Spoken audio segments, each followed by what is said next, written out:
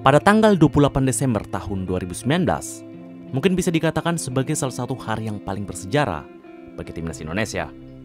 Karena saat itu, pelatih asal Korea Selatan tidak lain tidak bukan yaitu Sintayong resmi dipilih oleh PSSI untuk memimpin timnas Garuda. Saya melihat potensi dari sepak bola Indonesia. Itulah salah satu alasannya tentang kenapa dia mau menerima tawaran dari PSSI itu. Suatu perkataan yang mungkin cukup mengejutkan. Karena saat itu, Indonesia berada di ambang kekacauan setelah gagal total pada kualifikasi Piala Dunia tahun 2022 dan harus terjatuh ke posisi 173 dalam ranking FIFA. Simon McManamy yang menjadi pelatih sebelumnya menjadi salah satu orang yang paling dibenci oleh supporter Indonesia pada saat itu. Tidak sedikit supporter dan masyarakat yang memutuskan untuk tidak mau menonton timnas lagi dikarenakan performa Garuda yang buruk itu. Dengan segala kekacauan ini, datanglah Sintayong, orang yang diharapkan bisa meredahkan semua ini. Selamat datang kembali di channel Tofu. Dan di video kali ini, kita akan throwback ke belakang untuk melihat awal dari kepemimpinan Sintayong bersama timnas Indonesia.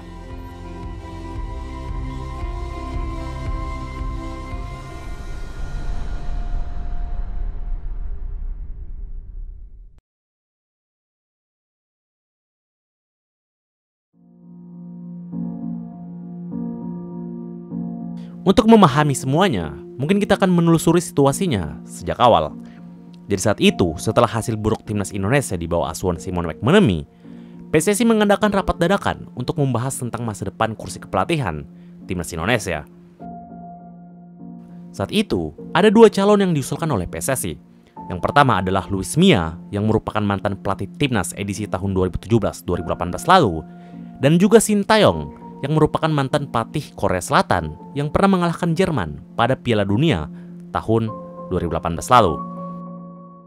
Dari kacamata supporter, kedua pelatih ini sepertinya mempunyai track record yang cukup bagus. Namun Luis Mia mendapatkan perhatian yang lebih dikarenakan sudah mempunyai pengalaman yang cukup baik untuk melatih timnas Garuda. Namun setelah mengadakan pertemuan dengan kedua pelatih tersebut, Sintayonglah yang dipilih untuk melanjutkan tongkat estafet Simon McManamy di kursi kepelatihan timnas Indonesia. Saat itu, cukup banyak supporter yang tidak menyukai keputusan PSSI itu dikarenakan merasa kalau Luis Mia merupakan opsi yang lebih baik sebab dia sudah memiliki pengalaman di Indonesia sebelumnya. Tapi semuanya sudah terjadi. Tidak ada lagi yang bisa mereka lakukan selain menerima keputusan PSSI itu dan mengharapkan hasil yang terbaik di bawah kepemimpinan pelatih asal Korea Selatan tersebut. Ketika tiba, Sintayong langsung menjelaskan kalau targetnya bersama timnas untuk membenahi sepak bola tanah air dengan membangun pondasi dari awal melalui pemain-pemain muda. Dia juga menyoroti kalau pemain Indonesia mempunyai masalah di fisik, terutama pada babak kedua ketika permainan sudah memasuki menit ke-60. Nah, maka dari itu, menurutnya perbaikan dari level junior sangat diperlukan untuk mengatasi hal seperti ini. Makanya saat ia datang, dia langsung diberikan dua jabatan sekaligus, yaitu untuk menangani timnas senior dan juga menjadi konsultan untuk tim nasional kelompok usia. Nah, saat itu, untuk target objektif dari PSSI adalah untuk membawa timnas senior mengukir prestasi di AFF 2020 dan juga menyiapkan pemain untuk Piala Dunia U20 yang direncanakan akan diadakan pada tahun 2021 dengan Indonesia sebagai tuan rumah. Pada latihan perdana timnas, Sintayong mengumpulkan 28 pemain U19 di Chiang Mai, Thailand. Hal ini dilakukan dengan maksud melihat potensi mereka, sekaligus melakukan uji coba dengan tim dari Thailand dan juga Korea Selatan. Sepertinya sudah jelas kalau tim ini adalah awal dari seleksi timnas U20 yang direncanakan akan bermain pada Piala Dunia U20 tahun 2021. Jadi dalam pemusatan latihan yang dijalankan di Thailand itu, timnas Garuda U19 menjalani uji coba bersama 5 tim. Dan dari uji coba tersebut, hasilnya mereka mendapatkan 4 kali kekalahan dan sekali menang. Nah, setelah itu, Sintayong bertolak ke Jakarta dan memanggil sekitar 30 pemain timnas senior untuk pemusatan latihan yang berlangsung di Stadion Madia. Pemain-pemain tersebut adalah kombinasi dari pemain yang tampil bagus di Liga 1 dan juga beberapa pemain muda U19 yang dinilai layak masuk oleh Sintayong. Pertandingan yang paling dekat mereka adalah melanjutkan 3 laga terakhir kualifikasi Piala Dunia 2022 yang sebelumnya dipimpin Simon McManamy dengan hasil yang begitu buruk. Sebenarnya, FIFA Matchday akan dilaksanakan pada bulan Maret 2020. Namun dikarenakan pandemi virus corona yang terjadi saat itu, pertandingan akhirnya diundur dalam waktu yang belum ditentukan. Selain itu, ada hal yang mungkin cukup mengejutkan dalam pemusatan latihan timnas senior. Karena saat itu, Sintayong terlihat mengajari para pemain tentang cara passing yang benar. Ya, kalian gak salah dengar. Dia mengajari hal-hal dasar yang seharusnya para pemain sudah tahu sejak masih di akademi. Bahkan pelatih asal Korea Selatan yang dikenal disiplin dan sangat detail itu sampai belak-belakan kepada para pemain. Kalian ini mengoper saja, tidak bisa. Anak sekolah dasar saja bisa passing seperti ini. Kalian ini kan pemain timnas. Apa tidak malu dengan predikat ini? Teriak Coach Sintayong melalui penerjemahnya. Mungkin ini juga bisa menjadi suatu hal yang harus kita renungi. Jika pemain kita harus diajari teknik dasar lagi, artinya kualitas sepak bola kita memang begitu tertinggal. Bayangkan saja, sekitar setahun lalu, dia masih melatih pemain top kelas Eropa seperti Son Heung-min dan Hwang Hee-chan. Dan sekarang, ia justru harus menerima kenyataan untuk melatih tim nasional yang harus diajari lagi hal-hal dasar dalam sepak bola. Sintayong tentunya sudah tahu dan mengerti kalau ini akan menjadi perjalanan yang sangat panjang. Jika melatih timnas Korea Selatan sama saja dengan memulai dari nol, artinya melatih timnas Indonesia sama saja memulai dari minus. Sementara itu, dampak dari virus corona tampaknya juga ikut menyebar ke kompetisi tanah air. Karena saat itu, Liga 1 yang baru berjalan selama 3 pekan harus diundur dalam waktu yang belum ditentukan juga. Ini tentunya merupakan kabar yang bisa dibilang buruk, karena jika tidak adanya kompetisi lokal, Sintayong yang baru saja memimpin Garuda bersama 3 bulan, tentunya akan kesulitan untuk mencari pemain yang optimal. Bahkan saking sulitnya, pada pemusatan latihan selanjutnya yang digelar pada bulan Juli 2020, Sintayong harus mengumpulkan total 75 pemain yang terdiri dari 29 pemain senior dan juga 46 pemain U19 untuk menyeleksi mereka. Jadi ya, mencari pemain terbaik di seluruh Indonesia ketika kompetisi tidak berjalan tentunya menjadi tantangan tersendiri bagi pelatih asal Korea Selatan itu. Bahkan akibat dari pandemi virus corona, kompetisi-kompetisi lainnya seperti Piala Asia U19 dan juga Piala AFF yang direncanakan digelar pada tahun 2020 terpaksa ikut dibatalkan.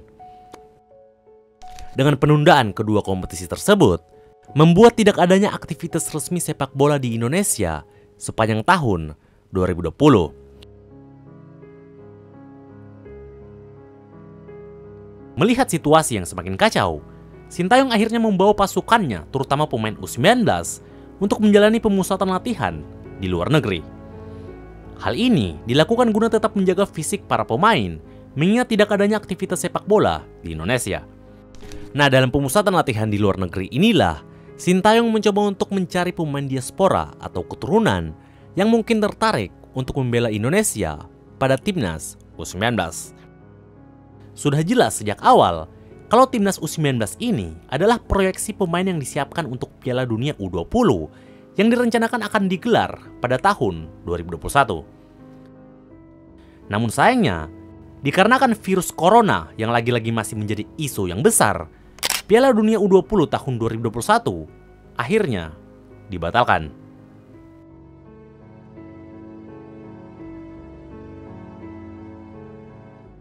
Tampaknya ini menjadi tantangan yang besar bagi Sintayong. Dengan Piala Dunia U20 dan Piala Asia U19 yang sebelumnya dibatalkan, membuat pemain-pemain yang ia didik sejak pertama kali kedatangannya di Indonesia ini sama sekali belum mengikuti kompetisi resmi. Apakah semua pengorbanan sampai berlatih ke luar negeri akan menjadi sia-sia begitu saja? Itulah yang ada di benak kebanyakan supporter pada saat itu. Namun dari kacamata Sintayong sendiri, sepertinya tidak ada yang sia-sia dalam memberikan ilmu kepada pemain.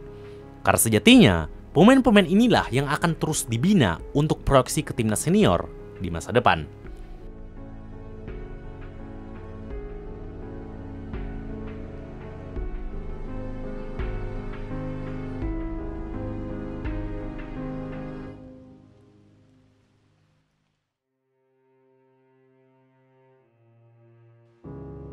Hari demi hari berlalu. Pada bulan Juni 2021, FIFA akhirnya kembali melanjutkan kualifikasi Piala Dunia 2022 yang sempat tertunda. Artinya, disinilah debut Sintayong bersama timnas Indonesia akan dilakukan. Saat itu, masih ada 3 pertandingan yang harus diselesaikan. Pertandingan pertama, Indonesia akan menghadapi Thailand pada tanggal 4 Juni 2021. Pada pertandingan ini, Sintayong cenderung menurunkan pemain muda yang minim pengalaman di timnas senior.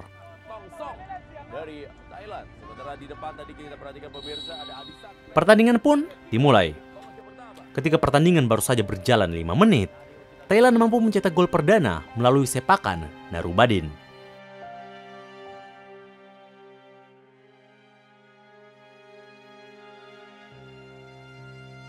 Namun meskipun begitu, pada menit ke-39, Ika Dek Agung sukses menerbus pertahanan Thailand sehingga menyamakan kedudukan menjadi 1-1. Sayangnya pada babak kedua, tepatnya di menit ke-50, Thailand kembali mampu memimpin keadaan menjadi 2-1 melalui gol sundulan dari Adisak.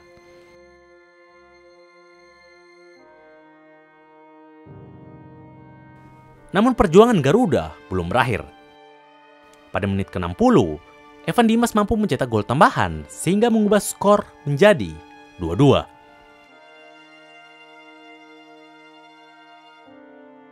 Tidak ada lagi gol yang tercipta sehingga pertandingan berakhir 2-2 untuk kedua tim.